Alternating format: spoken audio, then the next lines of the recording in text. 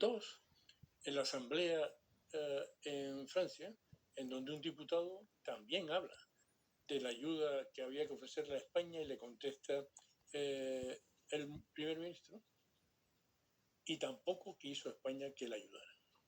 Mardi dernier, des inondations cataclysmiques ont dévasté la région de Valence, en Espagne.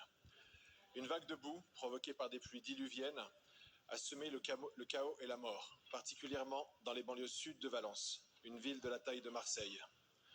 On dénombre actuellement 217 victimes, mais les disparus restent, hélas, innombrables.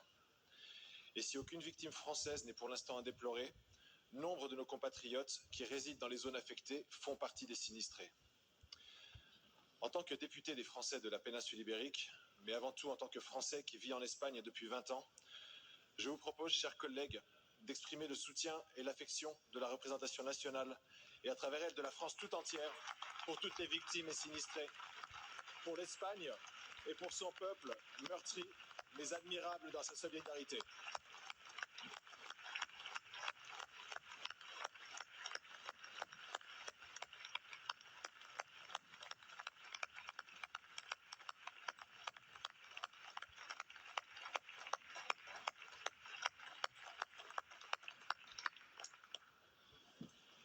La plus importante catastrophe naturelle de ce siècle sur notre continent s'est donc déroulée à 500 km au sud de Perpignan.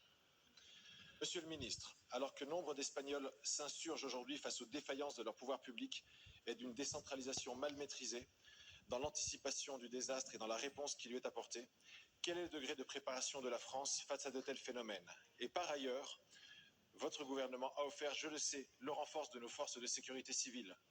Et même si l'Espagne n'a pas encore saisi notre main tendue, comment la France et l'Europe peuvent-elles épauler notre pays voisin et frère, aujourd'hui dans l'assistance aux sinistrés et demain dans la reconstruction? Madame la Présidente, Monsieur le député Stéphane Vogetta, si loin et si proche, vous avez raison de le dire.